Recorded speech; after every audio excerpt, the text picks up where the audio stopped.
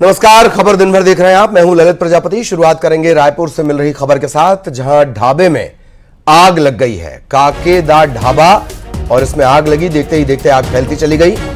आग से भारी नुकसान की आशंका जताई जा रही है। टाटीबंध के हीरापुर में ये ढाबा है, जहां आग लगी और देखते ही देखते पूरे ढाबे को इसने अपनी चपेट में ले लिया। काकेदा ढाबा है ये, रायपुर में टाटीबंध के हीरापुर इलाके में आग लगा हुआ है, जहां आग लगी और फिर पूरे ढाबे को इसने अपनी चपेट में ले लिया। न्यूज़ 18 मध्य प्रदेश छत्तीसगढ़ पर एक्सक्लूसिव तस्वीरें इस वक्त आप देख रहे हैं।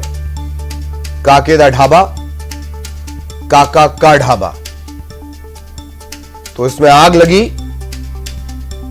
और देखते ही देखते आग फैलती चली गई। और अब छतरपुर से बड़ी खबर। गीतांजलि एक्सप्रेस पटरी से उतर गई। ट्रेन की एक बोगी बेपटरी हो गई। खजुराहो स्टेशन पर यह पूरा घटनाक्रम सामने आया। अच्छी बात यह, किसी तरह की कोई जनहानि नहीं, कोई हताहत इसमें नहीं हुआ। गीतांजलि एक्सप्रेस बेपटरी हुई, हालांकि सिर्फ एक ही बोगी पटरी से नीचे उतरी। खजुराहो रेलवे स्टेशन का यह पूरा घटनाक्रम है। गीतांजलि एक्सप्रेस, तत्काल इसमें सुधार कार्य भी शुरू करवा दिया गया। किसी तरह कोई हताहत इसमें नहीं हुआ, यह सबसे अच्छी बात रही। गीतांजलि एक्सप्रेस में यह पूरा घटनाक्रम खजुराहो रेलवे स्टेशन पर।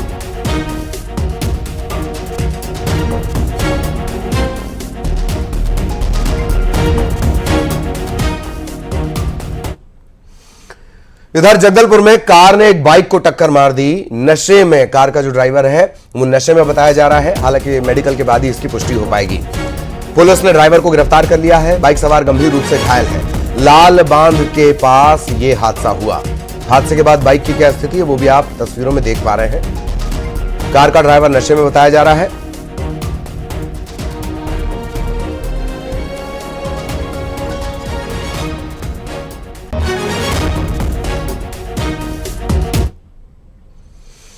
इधर नारायणपुर के अबूझमाड़ के जंगल में पुलिस और नक्सलियों में मुठभेड़ हुई। इसमें जवानों ने 7 नक्सलियों को ढेर कर दिया। जवानों ने 5 नक्सलियों के शव भी बरामद किए हैं। बीजापुर नारायणपुर की सीमा पर नेशनल पार्क में मुठभेड़ हुई। सुरक्षा बलों ने मौके से AK-47 समेत बड़ी मात्रा में नक्सली सामान बरामद किया है। जवानों ने इस ऑपरेशन को सूर्य शक्ति .5 नाम दिया। इस ऑपरेशन में 800 जवान शामिल थे। सुबह से ये मुठभेड़ का सिलसिला शुरू हुआ। DRG STF बस्तर बटालियन, इनका ये जॉइंट ऑपरेशन था।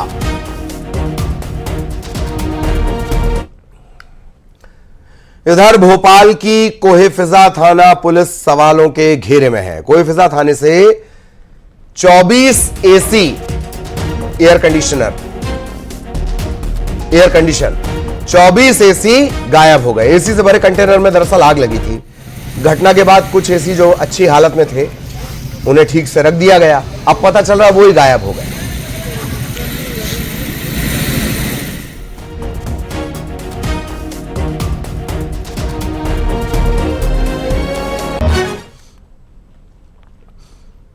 इधर मंडला में फरार रेत माफिया जबलपुर से गिरफ्तार कर लिया गया। रेत चोरी का मामला दर्ज होने के बाद से लगातार फरार चल रहा था।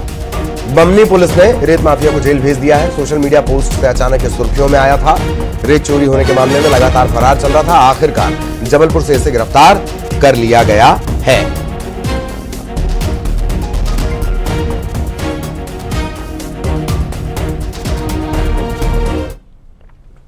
खबर भिंड से, जहां अवैध खनन के खिलाफ पुलिस और खनिज विभाग की टीम ने बड़ा एक्शन लिया। अवैध रेत परिवहन में लगे 9 ट्रैक्टर ट्रॉली जब्त कर लिए गए हैं। कलेक्टर के मुताबिक जिले में अवैध खनन पर रोक लगाने के लिए यह कार्रवाई की जा रही है। भिंड में अवैध खनन को लेकर एक्शन।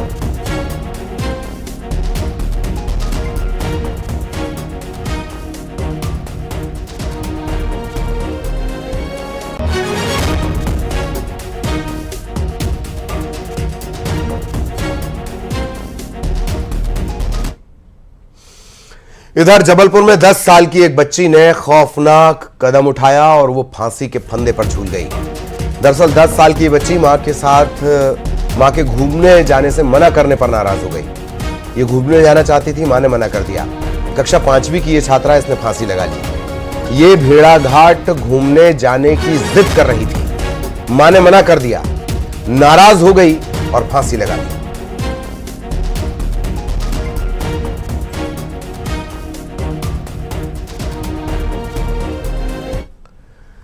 इधर उमरिया में अज्ञात बदमाशों ने जमकर उत्पात मचाया है। चंदिया तहसीलदार कौशल सिंह से बदसलूकी की गई। तहसीलदार के ड्राइवर से मारपीट भी की गई है। तहसीलदार का ड्राइवर अस्पताल में भर्ती है। दुकान में घुसकर एक दुकानदार से भी मारपीट की गई है। कटनी शहडोल हाईवे के लोरहा की यह घटना है। अब इन बदमाशों की तलाश की जा रही है।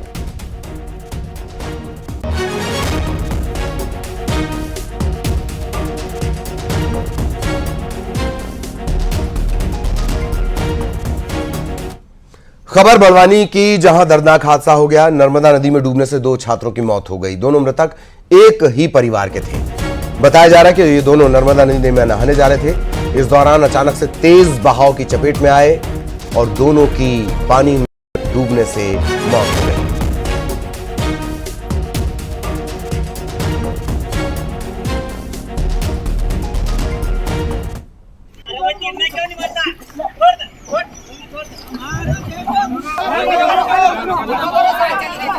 अरे साथ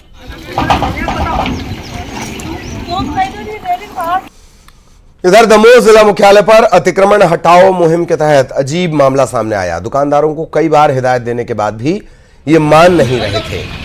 इसके बाद कार्रवाई के दौरान दुकान से बाहर सड़क पर रखे सामान को न हटाने पर तहसीलदार मोहित जैन ने दुकानदारों को दौड़ा दौड़ाकर पकड़ा। इस दौरान करीब 1 दर्जन कूलर भी जब्त किए गए। दुकानों का सामान जब्त करने की प्रशासन की कार्रवाई से नगर में हड़कंप मच गया।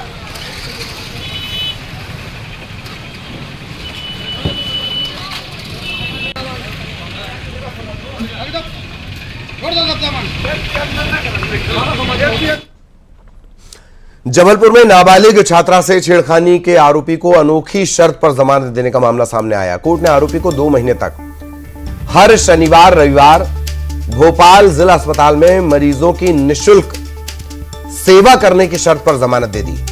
हाईकोर्ट ने आरोपी छात्र को 2 महीने की टेम्परेरी बेल दी है। कोर्ट ने अपने आदेश में लिखा कि 2 माह में आचरण में सुधार आया तो नियमित जमानत दे दी जाएगी। भोपाल निवासी नाबालिग छात्रा ने पॉक्सो के तहत यह एफआईआर दर्ज करवाई थी। भोपाल जिला अदालत से जमानत खारिज होने के बाद आरोपी छात्र ने हाईकोर्ट में याचिका दायर की थी।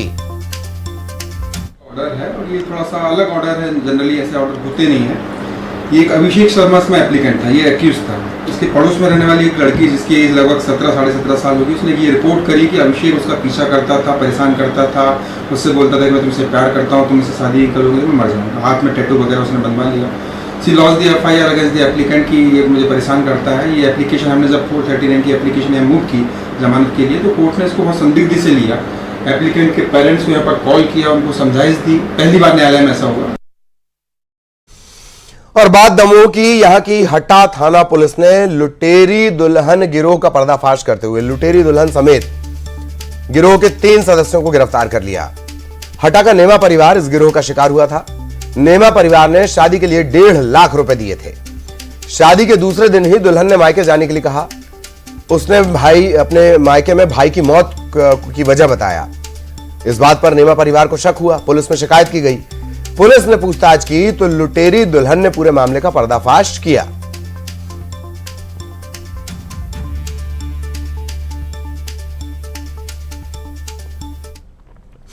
खबर रायपुर से, कोयला घोटाला केस में ईओडब्ल्यू को रानू साहू और सौम्या चौरसिया की रिमांड मिल गई है। दोनों को प्रोडक्शन वारंट पर लेकर ईओडब्ल्यू की टीम रायपुर स्पेशल कोर्ट पहुंची थी।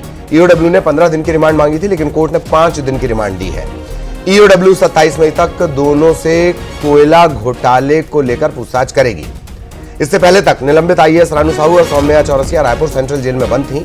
प्रदेश में हुए 500 करोड़ के कोल स्कैम में अब ईओडब्ल्यू इनसे नए सिरे से पूछताछ करेगी। इन आरोपियों पर आरोप है कि कोल लेवी वसूली का काम ये किया करते थे। पद के दुरुपयोग के भी आरोप है।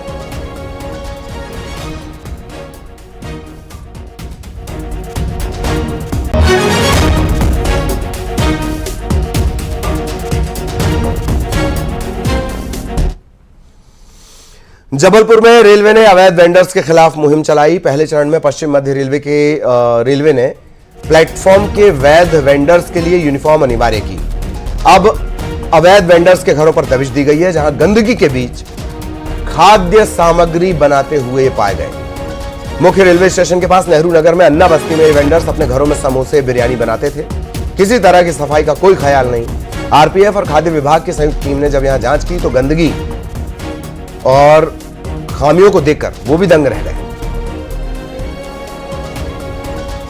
जबलपुर में रेलवे ने अवैध वेंडर्स के खिलाफ मुहिम शुरू की है और इसी मुहिम के तहत जहां पर वेंडर्स खाना बनाते हैं, यानी यात्रियों को जो खाना दिया जाता है, उस स्थान की जांच शुरू की है। मैं आपको तस्वीरें दिखाऊंगा कि ये रेलवे स्टेशन के पास नेहरू नगर की अन्ना बस्ती है, जहां पर ये खाद्य सामग्री बनाई जा रही हैं। ये समोसे यहाँ पर तैयार किए जा रहे थे। ये सब्ज़ी, समोसे और कढ़ाई में जो तेल है, इसे देखकर अंदाज़ा लगाया जा सकता है कि किस तरह से ये खाद्य सामग्री बनाई जा रही है और जो यात्रियों को परोसी जाती हैं। ये तमाम जिस जगह पर बनाया जा रहा है, ये तमाम जगह जो है देखकर अंदाज़ा लगाया जा सकता है कि कितनी गंदगी के बीच ये खाद्य सामग्री बनाई जा रही है। ऐसी जगहों पर कोई भी खाने की चीज़ अगर बनाई जाती है तो निश्चित ही वह दूषित होती है। हमारे साथ अधिकारी मौजूद हैं, उनसे जानने की कोशिश करेंगे कि सर किस तरह की कार्रवाई हो रही है और क्या यहाँ पर अभी तक पाया गया। ये नमूने की कार्रवाई हो रही है यहाँ पे, और सबसे पहले इन पर लाइसेंस मांगा गया था,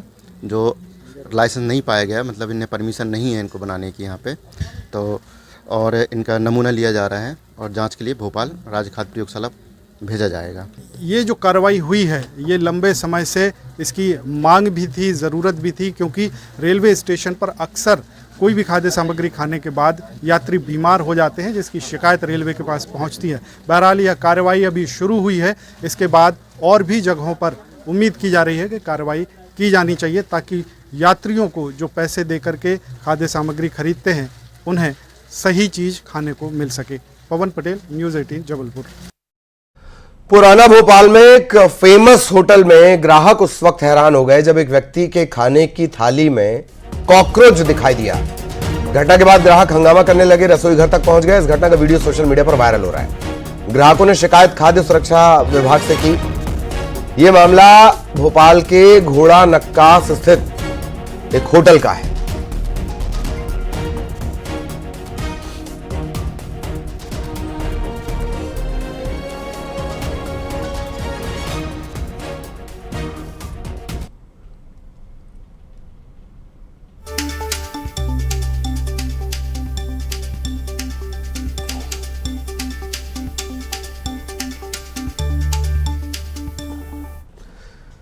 खबर उज्जैन से, जहां बहू और सास के बीच मारपीट का मामला सामने आया है। नानाखेड़ा थाना क्षेत्र का यह मामला, जहां घर में हुई है मारपीट।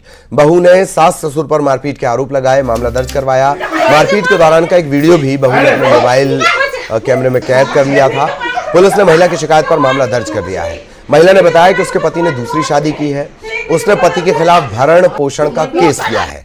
इसके चलते सास ससुर नाराज रहते हैं।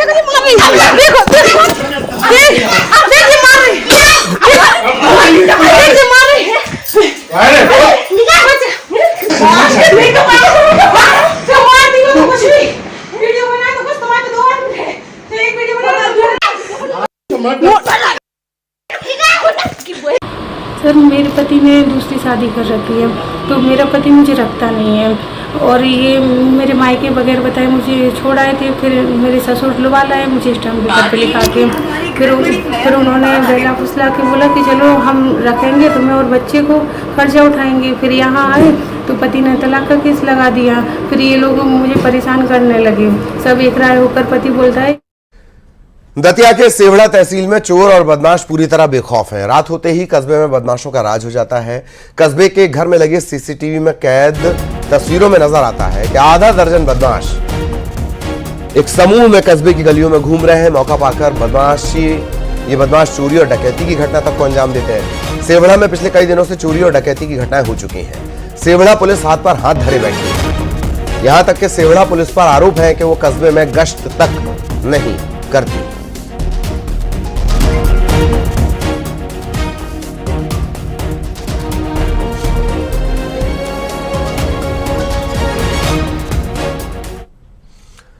इधर रायपुर में महिला का शव मिला है और माना यह जा रहा है कि दुष्कर्म के बाद हत्या का ये पूरा मामला हो सकता है। अर्धनग्न हालत में शव मिला है।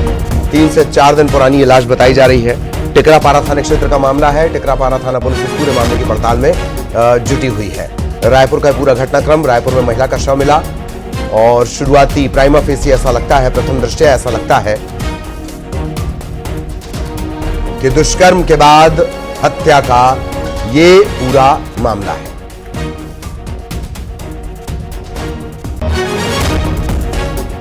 युगल हमारे सहयोगी इस वक्त हमारे साथ जुड़े हुए हैं। युगल, पूरी जानकारी विस्तार से। देखिए ललित, 3 से 4 दिन पुराना एक डेड बॉडी है, महिला की वो मिली है। आशंका यही है कि कहीं अनाचार करके उसकी हत्या तो नहीं कर दी गई है। 3 से 4 दिन पुराना डेड बॉडी ये बताया जा रहा है करमल विहार क्षेत्र का। और फिलहाल टिकरापारा पुलिस को जैसी इसकी जानकारी मिली थी, पूरे मामले की जांच है वो की जा रही है। और अभी तक जो मृत महिला है उसकी पहचान नहीं हो सकी है और पुलिस पहचान करने में जुटी हुई है। फिलहाल अभी तक पता नहीं चल पाया है कि आखिर ये महिला कहाँ की रहने वाली है। और जिस तरह से वहां पर डेड बॉडी मिले हैं तो इससे साफ जाहिर है कि हत्या के बाद हत्या की गई है और डेड बॉडी की पड़ताल पर पुलिस जुटी हुई है। जी चलिए, बहुत धन्यवाद आपका इस तमाम जानकारी के लिए।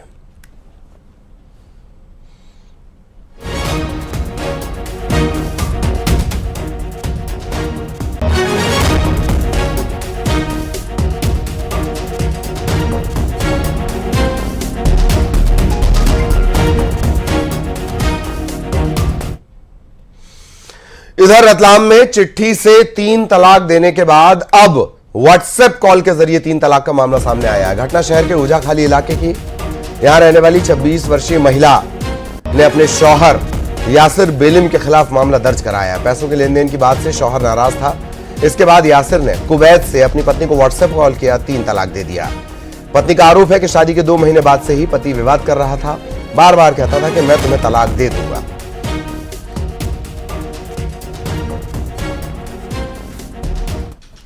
पाड़ा चौक थाने में महिला फरियादी आई और उनके द्वारा बताया गया कि उनके पति के द्वारा उनसे कुछ पैसे वगैरह की मांग की जा रही है और महिला ने इसमें सहमति जताई और उसके पैसे को लेकर कुछ एग्रीमेंट को लेकर उनका दोनों में आपस में विवाद हुआ।